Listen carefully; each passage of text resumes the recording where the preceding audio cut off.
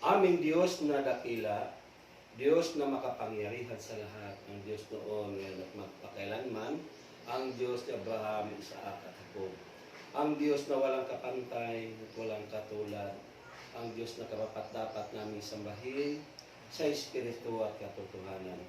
Maraming salamat po Diyos sa buhay at kalakasan na muli mong ipinagkaloob sa bawat isa sa amin. Salamat sa patuloy na pag-iingat po sa aming buhay. At salamat po sa araw na ito na kung saan muli mong ipinahintulot na kami ay magninilay, mag-aaral tungkol sa iyong mabuting balita. At lobin mo, O Diyos, na ang mensahe mo para sa amin sa hapong ito ay tumimo ito sa aming mga puso at sa aming isipan na makita ito sa araw-araw naming pamumuhay. Kaya Panginoon, maraming salamat at inaangkin po Panginoon na kaming lahat na narito ngayon ay pinagpala mo na, lalo na ang pamilya nagpatuloy sa iyo ng gawain ito, Panginoon. At inaangkin na namin ang 100% katagumpayan ng buhay na nagmula sa iyo. Sa ngalan ng Ama, ng Anak at ng Espiritu Santo. Amen. At amen. Palakpakan natin ang Panginoon. At ang pagbasa, mga kapatid ko sa Panginoon, ay ating hanguin sa Ebanghelyo ni San Marcos, Kabanata 10, talata 13 hanggang 16. So maikli lang po ito. Ang pagbasa ay ayon sa Ebanghelyo ni San Marcos, Kabanata 10, talata 13 hanggang talata 16. So sabi dito sa Mark 10, 13 to 16, may nagdala ng mga bata kay Jesus upang hilinging ipatong niya sa mga ito ang kanyang kamay, ngunit tinagwikaan sila ng mga alagad. Nagalit si Jesus nang makita ito at sinabi sa kanila, pabayaan ninyong lumapit sa akin ang mga bata. Huwag ninyo silang sawayin sapagkat sa mga katulad nila naghahari ang Diyos. Ito ang tandaan ninyo, ang sinumang hindi tumatanggap sa paghari ng Diyos tulad ng isang maliit na bata ay hindi mapapabilang sa mga pinagharian niya. At kinalong ni Jesus ang mga bata, ipinatong ang kanyang mga kamay sa kanila at pinagpala sila. Mga kapatid ko sa Panginoon, na ang mabuting balita ng ating Panginoong Jesucristo. Pinupuri ka namin, Panginoon. Palakpakan natin ang Panginoon.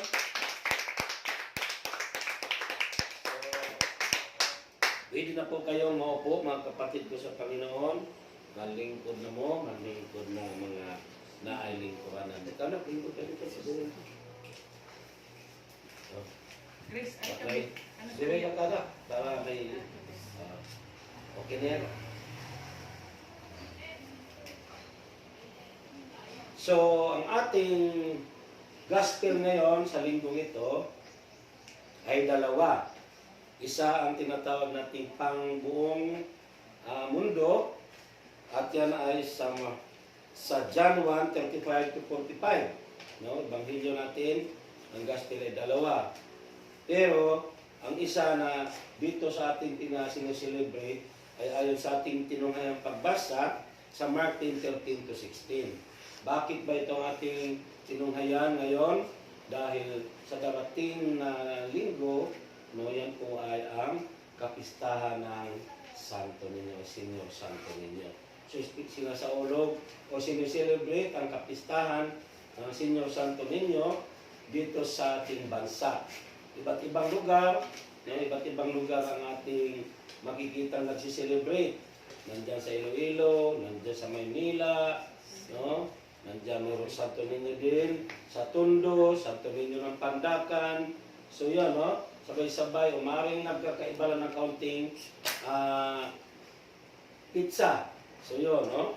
So ating pagbasa nga ay tungkol sa ating Panginoong Jesucristo nung siya bata pa. So ating makikita dito sa ating pagbasa na may mga taong nagdala ng mga bata patulong o padulong ngadto sa atong Panginoong Hesukristo, no? Dinala nila ang maliliit na bata papunta sa ating Panginoong Hesukristo. Subalit, sinaway ito ng mga alagad, no? Nagalit ang Panginoon sa kanila at sabi sa kanila ay huwag sawayin. Hayaan ang mga batang ito. No? Pabayaan ninyong lumapit sa akin ang mga bata at huwag ninyo silang sawayin, sabi ng Panginoon. So, pabayaan daw na sapagkat, sabi ng Panginoon, sapagkat sa katulad nila, naghahari ang Diyos. Amen. Amen. Amen. Pero hindi naman ibig sabihin na sinaway sila ng mga alagad ay ibig sabihin ay nagagalit ang mga alagad sa mga bata. Sinaway lang ng mga alagad ang mga bata dahil siyempre ang pagkakilala nila sa Panginoon, siyempre tagapahayag ng mabuting balita, nagsasalita tungkol sa paghari ng Diyos, tungkol sa mga salita ng Diyos. At alam naman natin, tayo rin, maging tayo kapag may mga gawain, sinasaway pa rin natin ng bata kasi makukulit ang mga bata. Magulo, no? Minsan, magdalandagan, tatakbo-takbo yan. So, yun ang purpose ng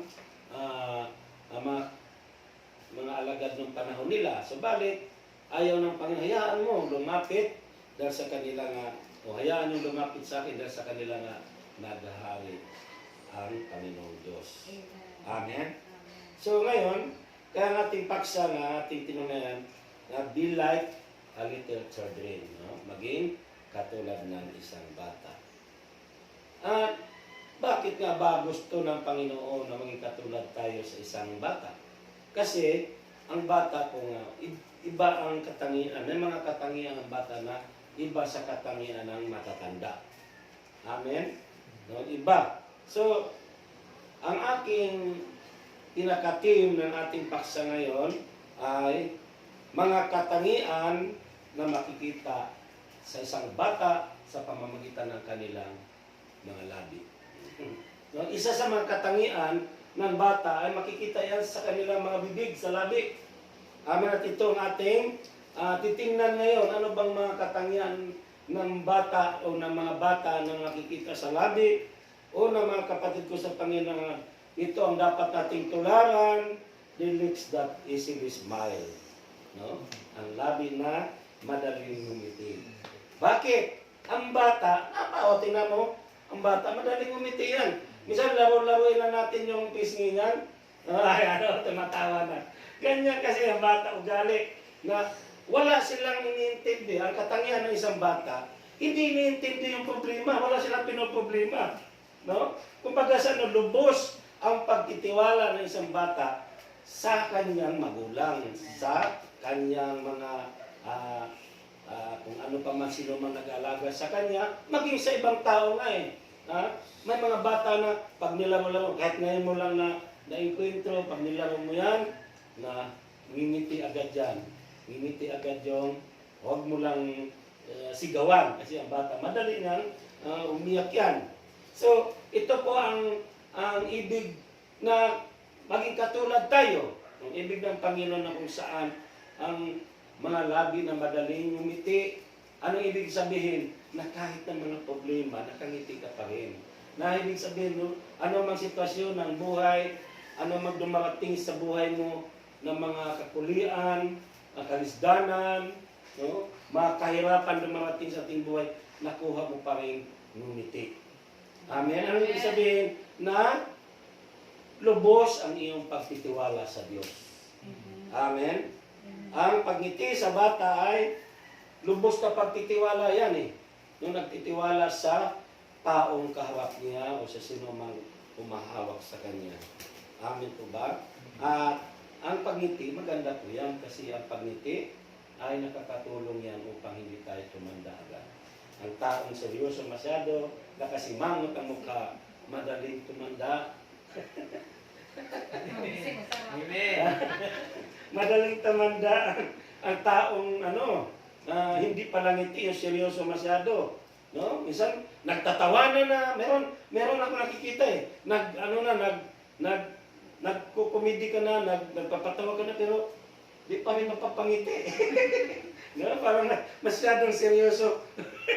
may mga kasama na seryoso eh. Tayo sa ating preaching course, mayroon tayong kasama na seryoso masyado. Yung hilumon ba? Hilumon. Masyadong hilumon. No? Tahimik. So hindi rin dapat gano'n na masyado tayong maging seryoso sa ating pamumuhay. No? Seryoso natin anong mga dumating sa buhay natin. Masyado tayong nagsiseryoso na para bang bugat na kayo, mabigat na para sa atin ang mga dumating nga, pwede naman tayong ngumiti. Bakit? Ano man yung mga problema na yan ay nandyan ating Panginoon. Amen. Na handang magbigay ng karutasan, ano man mga problema, magbibigay ng solusyon. Kaya nga, ito yung isa sa uri o katangian ng isang bata na dapat nating tularan ay yung madaling ngumiti. Amen? Nakaunti naman, tatawa lang. Ako, alam nyo bakit sabi nila, bakit si Brother Ed? Ako, sa totoo lang, si B1, B3. Ako, B3. Bitos, Tepilo. B1, si Brother Edwin. Sila mas matanda, tingin nila sa akin. No? Daming nagtatatay sa akin. Si Tisteria, nagtatatay kasi Tepilo. Sa akin, Brad. Sabi ni Tisteria, nagtatawa ako. Bakit natatawa ako? Mas matanda po kay Tepilo. Ako, tawag nila sa akin, Brad. Sila, tinatatay na sila eh. So, ganyan talaga, no? Bakit nga ba ganito? Kasi seryoso ang buhay. No? Kasi alam, may Diyos tayo eh. May Diyos tayo na ano man mga sitwasyon natin ay handang magbigay ng solusyon. Basta magtiwala lang tayo. Amen. Amen. Kaya nga, nakangiti ka lang. May mga problema dumating, ngitian mo lang. Di ba?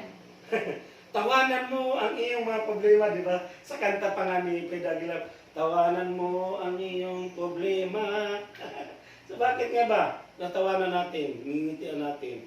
Dahil nga, isa ito sa dahilan na makapagbigay sa atin ng luwag sa ating dibdib, nakakangiti ka lang, ibig sabihin, hindi mo ganong binibigyan ng bigat o halaga ang isang mga bagay na dumarating sa atin. At yan po ay pagpapakita ng malaking tiwala o pananalig natin sa Diyos. Amen. Katulad ng batang ito, malaki ang pagtitiwala niya sa kanyang lola.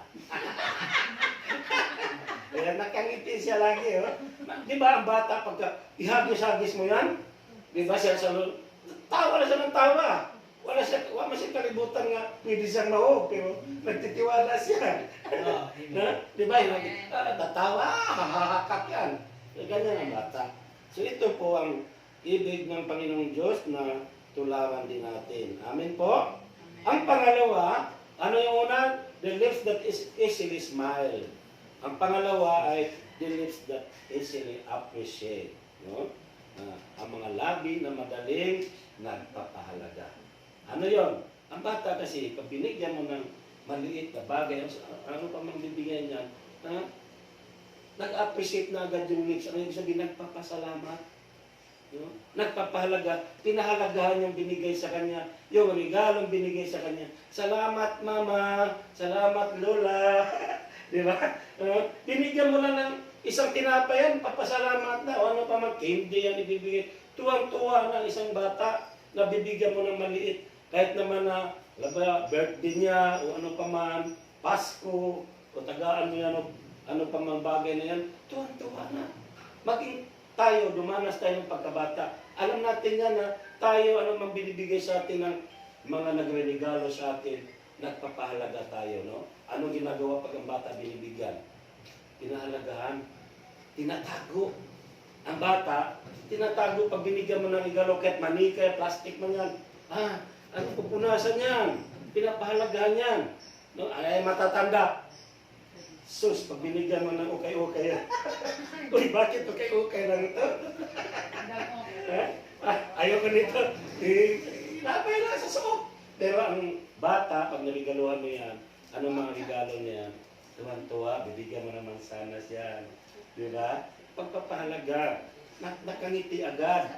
Ganyan tayo. Ano ang binigay sa atin ng Diyos? Dapat nakangiti na agad tayo. Kahit maliit na halaga ito, maliit na biyaya ito, nakangiti, ina-appreciate na natin yung biyaya ng Diyos. Yung iba kasi, Pasko birthday ko ngayon, ito lang binigay sa akin, ganyan. No? Minsan, binigyan ka na nga, nagreklamo ka pa. Bakit ito lang? No? So, ganyan ang mga matatanda, pero ang bata, anumang kalit yan, pinahalagahan. Yan ang gusto na mangyari din sa atin, mga kapatid ko sa Panginoon, na maging katulad tayo ng isang bata na nagpapahalaga, nagpapasalamat, ibig sabihin, nandoon na yung kakontentuhan sa buhay. Amen? Kasi ang taong binibigyan ng biyaya, maliit man malaki yan, nagpapahalaga, ibig sabihin, kontento ka na. O, salamat po Lord, at ito dumating sa akin. May regalo sa akin si Sister Dunya. Salamat. Ganyan, no? Maliit malaki man yan. O, di, nakangiti ka. No? Pero, yun nga, ulitin ko, iba ang bata kaysa matatanda. Ang Amen. matatanda, hindi pinahalagahan. Ang gusto ng matatanda, kailangan branded. Mamahalin. Mamahalin na regalo. Ang bata, kahit plastic lang yan, pinahalaga. Tinatago yan, pinupunasan. Amen? O, ganyan ang ugali. Yan ang gusto ng Diyos na maging katulad tayo, na nagpapahalaga tayo sa mga biyaya na pinagkaloob niya sa atin. Amen po ba? So, ibig sabihin, hindi tayo marunong magreklamo. No? Kasi ang matatanda, nagreklamo talaga yan. Madali, bakit ganito? Bakit ganun? Bakit ganun? No? Magdagal tayo mga reklamo. No? So, kailangan maging katulad tayo ng isang bata na marunong tayo mag-appreciate. Amen? Ang ikatulo na makita natin sa isang labi ng bata, the lips that easily tell the truth. No? Ang isang labi na madaling nagsasabi ng katotohanan. Ang bata, totoo kung magsalita yan. Hindi nagtatago yan, kaya huwag tayong basta-basta magtanong sa isang bata. Mag-ingat daw tayo, sabi nga ni Sir Darwin kanina. No? Mag-ingat tayo na magtanong sa isang bata na sabihin mo, oh, di ba gwapo ako? Ano pagtingin mo sa akin? Maganda ako. Pagkasabihin ng bata, pangit ka. Magsasabi ng totoo kasi yan eh. No? Ang bata, lalo yung mga bata na kapagsalita na, marunong magsabi ng katotohanan yan. Di mo pwedeng dayain. Di ba? Katotohanan, hindi. Ibig sabihin na doon yung katapatan, yung honesty ng bata. Nagiging maluko lang isang bata pag tinuturuan ng magulang. Uy, sabihin mo, dumating ang Bombay o sino pa man yung naniningil. Sabihin mo, wala ako. So ang bata, na natututong magsinungaling nang dahil sa mga matatanda. Diba? Pero ang totoo, ang naturalisa sa isang bata o natural sa bata ay katotohanan ang mga sinasabi. Amen? Nagsasabi ng katotohanan. Ibig sabihin, hindi siya nagsisinungaling. Kaya nga, kapag ang isang bata naging testigo yan, sa isang krimen, na halimbawa pinapatunan, ikaw ang pumatay sa among silingan, no? Ikaw ang pumatay nung stewardess. Yan. Paniniwalaan ng ano yan, ng korte. Naniwala ang korte sa sinasabi ng bata. Kasi malaki ang katotohanan na sabihin. Pag sinabi ng isang bata yan, basta pinaniwalaan yan, bakit? Ang bata ay nagsasabi ng katotohanan. Amen? At yan ang ibig na mangyari din sa ating buhay. Natularan natin ang katulad ng isang bata na ang ating mga labi ay nagsasabi ng katotohanan. Hindi bakakon. No? Sa totoo lang, tayo, may mga sitwasyon o may panahon na hindi tayo tapat. Di ba? Hindi tayo tapat sa maging sa atong asawa, sa ating mga kaibigan, sa ating mga anak, o kanino pa man. Minsan, di tayo naging tapat. No? Tayo, pag tinanong, anong pagtingin mo sa akin? Anong itsura ko? Sabi mo, bulay, gwapa ka talaga tayo. Sa totoo. Hindi na totoo. No? Bubulahin tayo ng ating mga kasamahan ng mga may edad na rin. Pero ang bata, yung totoo talaga sasabihin. O talagang maganda ka. Ganyan. So yan mga kapatid ko sa Panginoon na gusto ng Panginoon Jesucristo na maging katulad tayo sa ugali ng isang bata. At ito po ay makikita sa labi na kung saan nagsasabi ng katotohanan. Amen. Amen. Na hindi tayo dapat magtatago na kung ano pa man. No? Dahil alam ng Diyos kung ano ang katotohanan sa ating mga buhay. Amen. Amen. Na hindi tayo nagtatago ng mga sekreto. No? May kanya-kanya tayong sekreto. Pero hindi kalooban ng Diyos yan. Amen po ba? Amen. So, ang pang-apat, mga kapatid ko sa Panginoon, ano yon? Ang pangatlo, the lips that is little, the truth, o ang mga labi na nagsasabi ng katotohanan. Ang pang-apat ay, the lips that easily gives forgiveness.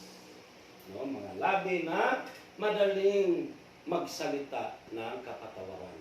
Ang isang bata hindi marunong magtanim ng sama ng loob. Hindi nagtatanim ng galit. No, ang bata, madaling magpatawad dyan. O, pinapatawad na kita. O, kalimutan mo na yan, di ba? Ang mga bata lang, nag-aaway ngayon. Nagkakagulo, mamaya-maya yan, makikita mo. Magkakasama na uli. Naglalaro na uli. No? Minsan nga, yung may mga uhog pa, minsan nagsisip-sip ng lulipap. Sip-sip. Nagsisip-sipan ng lulipap. Pero may mga uhog yan. Wala sa kanila yan. No? Kung mag-aakawa mo sila pero nandoon yung madaling nagpapatawad, hindi na ibig sabihin hindi na nagtatanim ng sama ng loob. Hindi katulad ng matatanda, nako, magpantay na ang paa ko, hindi kita kayang patatawarin. Sa ginawa mo sa akin, sa ginawa mo malaking sama ng loob sa akin, hindi kita mapapatawad. Yan na, sabi dapat nga sa bagong taon, move on na.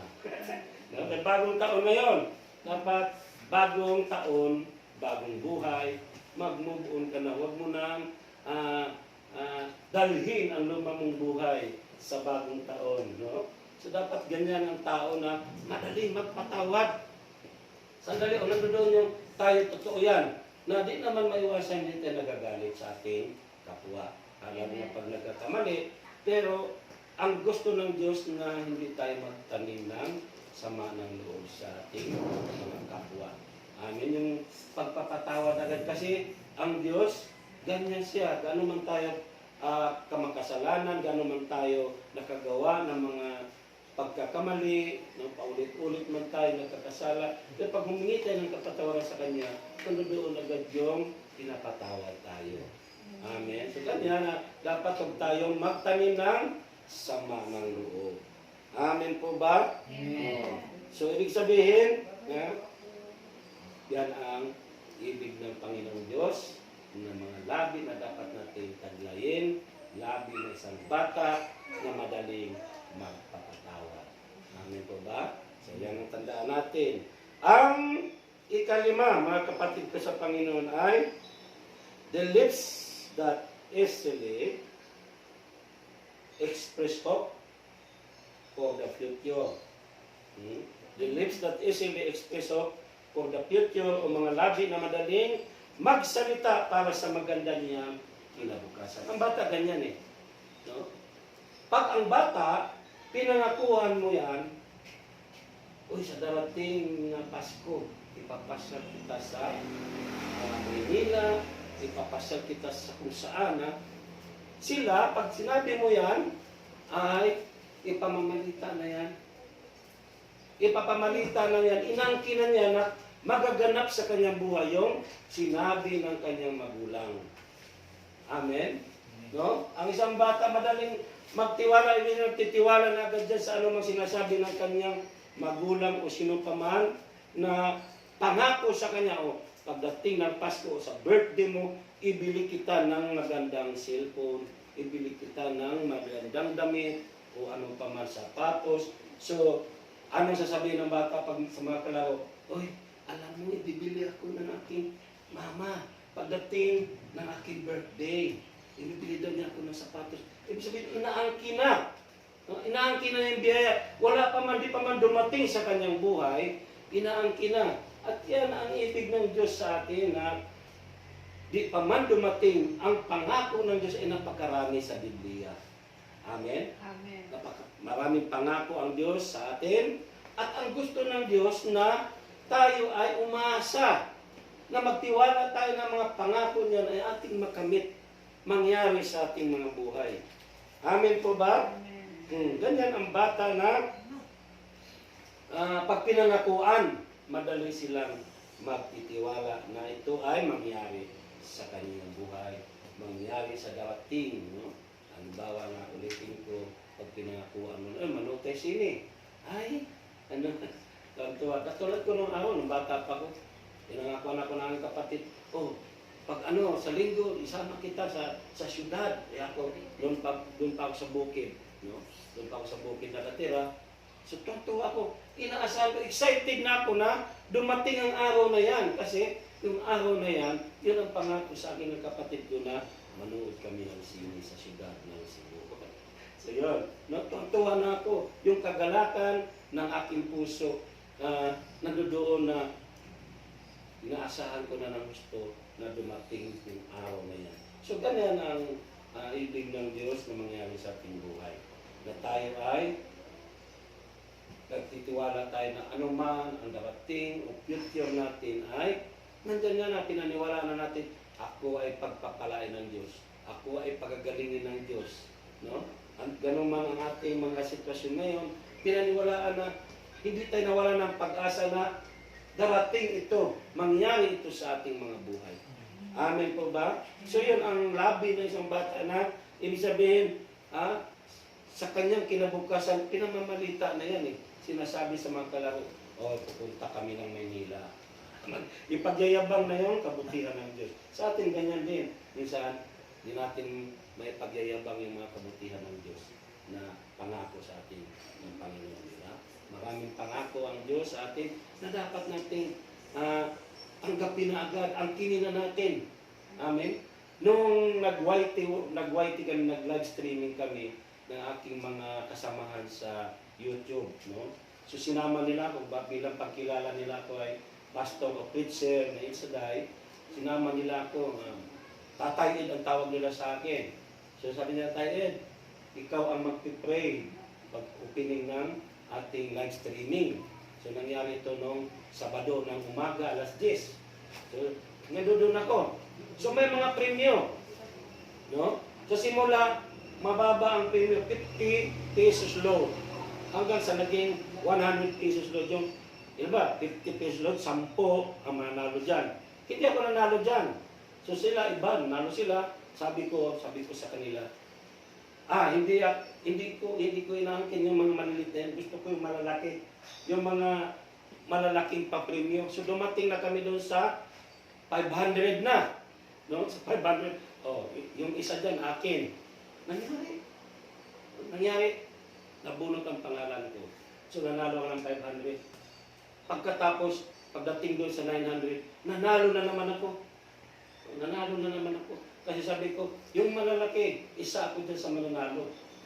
Tapos yung isang, kasama namin, sabi, nako, kanina pa ako dito, di pa ako mananalo. Di pa raw siya nanalo, sabi ko sa kanya, kasi Nak ang tawag ko sa kanila, kasi tatay ang tawag, sabi ko, Nak, ang kinin mo na, ikaw na mananalo sa sunod niya. Nagkatotoo. Pagka sunod na bunot sa 1,000, siya nanalo. So sabi nung isa sa kasama namin, grabe ka tay, sabi nga, grabe yung bibig mo. Nangyayari ang mga sinasabi. No? So, hanggang sa sunod. So, mabot na ng 1,000, nanalo ako. Tapos yung pinaka-main ay 1,500. Sabi ko, akin din yan. Sabi ko yan, akin din yan. Isa yan sa ibig sabihin, inangkin ko na hindi pa man dumating doon sa sa oras na nagbubunutan. So nung binunot na yung 1,500, hindi ako nabunot. May bilang hanggang 30 bilang. So, naubos ang 30 bilang, walang nag-present kasi kailangan, bago matapos yun, mag-type ka doon sa present. Mag-present ka, di sa iyo napupunta. So, nagbunot pa ni bago. Hindi rin ako nabunot. So, binilangan na naman, hanggang 30, wala pa rin nag-present. Pero, nandun sila nung una ha, ang ginawa nila siguro, sumaglit, umalis, di pwede yun kasi ang patakaran, nag-present ka. Ibig sabihin, nandiyan ka, hindi ka umalis. Amen. Yung pangatlong binunot, ako ang nabunot. Amen. So, ako nagkakaroon ng madalit salita, nasa 3-5 ang ako napanalunan. Pero pa yung watch hour, yung oras na binigay nila sa akin binunot. So, anong ibig sabihin? Pag inangkin na natin, yung mga labi natin, magkapangyarihan yan eh. Amen. No? Yung labi na isang bata na inaasahan agad yung pangako ng Diyos, yung future natin. So, hindi pa man dumating, naniwala na tayo pinagpala. So, yan ang gusto ng Diyos na mangyari sa atin na dapat natin sabihan. Kaya nga, maging katulad kayo ng isang bata. Amen po ba? So, yan po ang ating paksa ngayon. Sa hapong ito, maikli lang to na dapat natin tingnan kung ganun na ba tayo. No? Makatangian ng batang ito, una ay magkaroon tayo ng labi na madaling umumiti. Na anumang mga problema, sitwasyon ng ating buhay, nakukuha mo pa rin umumiti. Amen? Ibig sabihin, tinatawanan mo lang ang problema. At yan ang gusto ng Diyos kasi kapag tayo ay tinatawanan na natin, parang binabaliwan natin ang problema, pagpapakita yan na tayo may tiwala sa Kanya. Amen? At ang pangalawa, the lips that easily appreciate o ang labi na madaling nagpapahalaga. Nagpapahalaga saan? Sa biyayang ikinagkaloob sa atin. Amen? Na umaga pa lang, nagpapasalamat na tayo sa buhay at kalakasan na binigay niya sa atin. Amen? Na regalo yung buhay sa atin. Yung pag matulog tayo, parang patay na tayo niyan eh. Pero pag nagising ka, nakahinga ka, dapat magpapasalamat na agad tayo. Ay na-appreciate natin ang mga bagay na ipinagkalob sa atin ng Diyos. Ang pangatlo, the lips that easily tell the truth o labi na nagsasabi ng mga katotohanan. Amen. Hindi tayo marunong magsinungaling kasi ang gusto ng Diyos, mga katotohanan ng ating mga sasabihin. Amen. Kasi hindi tayo marunong magsabi ng katotohanan, ang ating pamumuhay ay alipin ng kaaway o ng jablo. Amen. Ang ikaapat, the list that easily gives forgiveness. O mga labi na madaling magpatawad. No? Pinatawad na kita. Sa totoo lang, isa sa ugali ko yan, katangian ko sa aking pagkatao. Kasi di ako nagtatanim ng sama ng loob sa aking kapwa. Maraming nagagalit sa akin, maraming gumagawa sa akin na hindi mabuti. Pero sandali lang, pinakalimutan ko na kaagad. No? So yan ang ibig ng Diyos na dapat natin gawin, marunong tayo magpatawad sa ating mga kapwa na nagkakasala sa atin, na nagkamali sa atin. Amen? Amen. Ang ikalima, ang huli the lips that easily express hope for the future. Sabi, umaasa sa darating. Umaasa tayo na hindi tayo pababayaan ng Diyos. Amen po ba? Hindi pa man na dumating, hindi pa man nangyayari, inaangkin mo na ang mga bagay na pinaniwalaan mo, maangkin mo, na makamit. Amen po ba? So yan po, ibig sabihin, pagpapakita kasi ang ating paksa o ating ibanghilyo ngayon ay tungkol na sa paghahari ng Diyos. Pinagharian ng Diyos. So ibig sabihin kapag ganun tayo, kung katulad tayo sa mga bata ay, ugali ng mga bata ay, ibig sabihin, pinaghaharian na tayo ng Diyos. Amen po ba? So tumayo na po tayo. Iyoko natin ang ating mga ulo sa oras nito. Taas natin ang ating mga kamay. At tayo ay pakipag-usap sa ating Panginoon. Kausapin natin siya. Alam kong narito siya sa ating kalagitnaan. Nandiyan ang kanyang presensya. O dakilang Diyos na makapangyarihan, maraming salamat sa dadaan, kaunting oras, O Diyos, na kung saan kami ay nagninilay tungkol sa iyong mabuting balita. Pagpala mo, Panginoon, ang lahat na narito ngayon, lalo na ang tahanang ito na nagpatuloy sa banal na gawain, anak ni Sister Donya. Ikaw po pagpala sa kanyang buong pamilya. Ganon din si Sister Donya, O Diyos. Patuloy mong pagpalain ang kanyang buong pamilya, ang kanyang mga mahal sa buhay. Patuloy mo silang i-equip, O Diyos, at patuloy mong balutin ang kapangyarihan ng banal na dugo upang hindi sila magalaw ng gawa ng kaaway. Ikaw po ang magpala sa lahat nilang pangailangan, financially, materially, and also spiritually.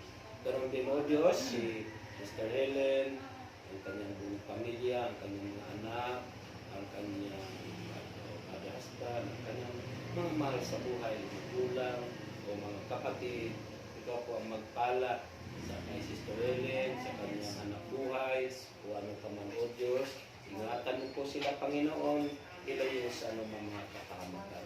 At patuloy mo silang gamitin, O Diyos, sa kapanahonan na maging lingkod mo sa pamamagitan ng gawain mo pong ito, na sila po ang pinilit, kinirang mo upang pamunuan ang gawain dito sa Kandua. Pwede mo, O Diyos, na ilayo mo po sila sa anumang mga matitinding mga pagsubok upang walang maging hadlang sa kanilang paglilingkod, O Diyos. Patuloy-tuloy sila makapaglingkod sa Panginoon ng may katapatan.